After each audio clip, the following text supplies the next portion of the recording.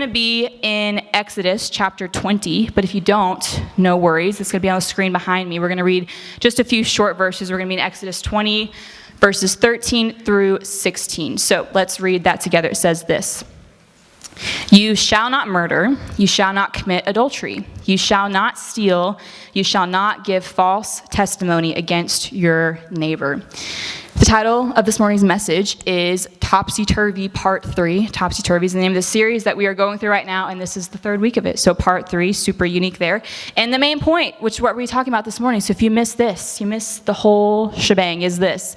If you can't get your relationships right with people, then you won't get it right with God. If you can't get your relationships right with people, then you won't get it right with God. Why? Because your relationships to those around you represent your relationship with God. So if you are in the audience and you claim to be a Christ follower, people look at you. They look at you to see, how do they treat their friends? How do they treat people they don't know? How do they treat their teachers, their parents, their siblings? These are things that people look at, and the ways that you treat those people is a direct reflection of your relationship with God. And you may say, but Laura, I go to church, I do my quiet time, I do all these Christian things, so me and God, we're good.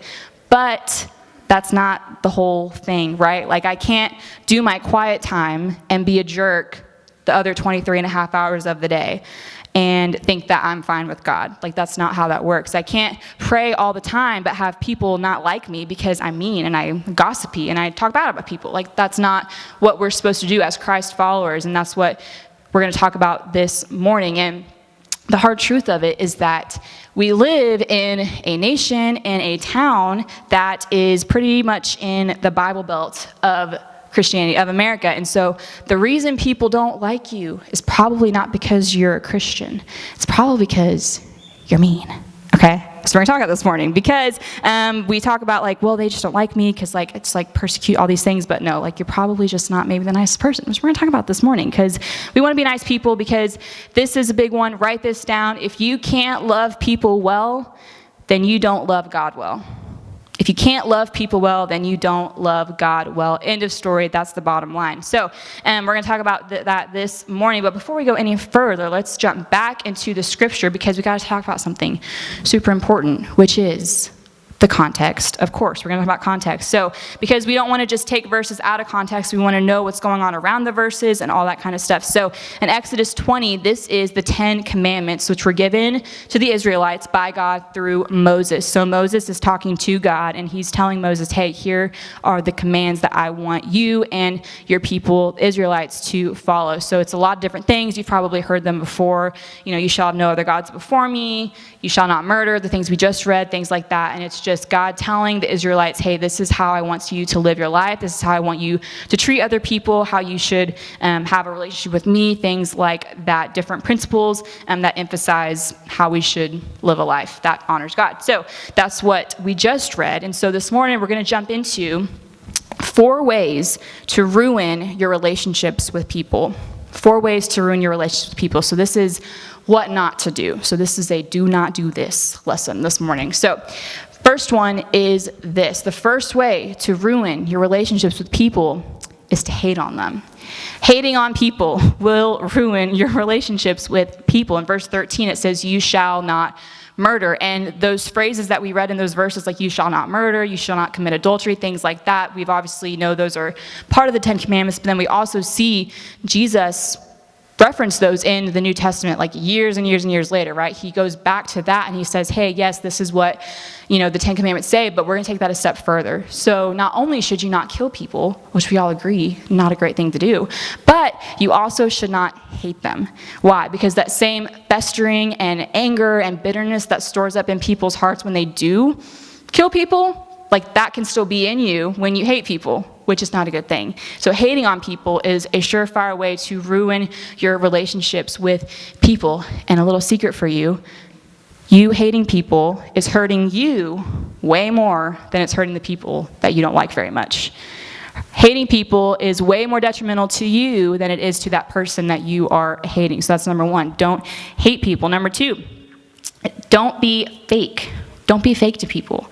Verse 14, it says, you shall not commit adultery, which traditionally is talking about like within the context of marriage, right? Don't cheat on your spouse or be unfaithful in your marriage, but it can also speak to the general principles of faithfulness and commitment in any kind of relationship. So are you somebody who does what they say they're going to do?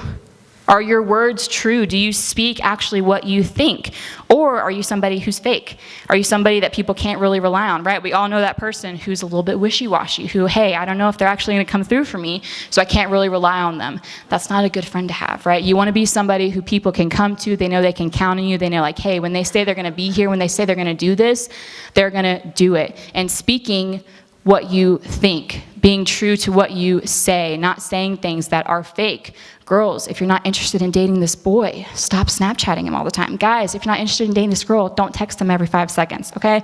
Not a cool thing, great way to ruin relationships. So don't be fake. Being fake and two-faced is a great way to ensure that a relationship will fail. Follow through on your word, do what you say you're gonna do. If you feel a certain way, express it. Don't be fake. That's number 2. And number 3, take from them. A great way to ruin relationships is to take from them. In verse 15, it says, you shall not steal. Stealing is bad. We all can agree that is the truth. And if you are somebody who's stealing like material possessions from other people, cut that out. Nobody likes that. Nobody likes their stuff to be taken from them. And I hope not a lot of you are doing that, but I think probably you're sitting there thinking, oh, well, I don't literally take things from people, so I'm fine. But you can still take things from people that aren't their material possessions, right? This is talking about taking things that aren't yours, like possessions, but there's also that underlying principle of what else can I take from somebody, right? So maybe it's their time, maybe it's their energy. You probably know that person who every time you're with them, it's just a downer, like constantly complaining, nothing's ever good. And I'm not saying to never like complain or be sad or whatever, lean on your friends for those things, but if it's something that you're constantly doing, like I'm constantly just a Debbie Downer, that's a problem. That's not a good thing. And so that is taking things from other people. You're taking their energy, right? But you also have those people in your life that you think, wow, whenever I'm with them, I feel full. I feel great after I leave talking to them. I feel encouraged. I feel good, right? You have those people in your life. What do those people do? They encourage you. They give life. They speak truth into your life. Do that for the people around you. Don't take from them. Don't take their time. Don't take their energy. Don't steal from them. Not just possessions, but anything else. And the last one that we're going to talk about is gossiping. Gossiping about people is a fabulous way to ruin your relationships with those around you. In verse 16, it says, you shall not give false testimony against your neighbor. And false testimony is any lie or stretch of the truth, both to somebody's face and behind their back. We talked about this a few years ago when Michaela was up here. We talked about how your words have so much power. And there's not a lot of neutral things you can say about people. It's either good or it's either bad. So how are you using your words to talk to people, to talk about people? Are you using it for good or for evil? Are you using it to give life or take life? Because you have the power to do that. You get to choose how you're going to use your words, how you're going to talk about other people. If you want to cut down an organization, if you want to cut down a ministry, cut down a good friend group, anything good, you want to ruin it, start talking bad about the people that are a part of that thing. And that is a perfect way to just absolutely destroy that, right? Because I think specifically, and I'll speak from my experience, like when I was in high school, my group of friends, we were at Live every week, we were at Bible study every Sunday, half of us were on the jump team, like went to beach, do all these things. We were like the church friend group at my school. But I look back on that time and I think, wow, how much time and energy did we spend with just us, like we're all believers, we all go to church, we all love Jesus, but how much time and energy did we waste on one another with just dumb stuff? Like this girl said this, so this girl, she's going to prom with this guy, whatever, just like drama, gossip, things like that. We spent so much time on that instead of what we actually should have been doing, which was using each other as like a team to go out and tell other people about Jesus, right?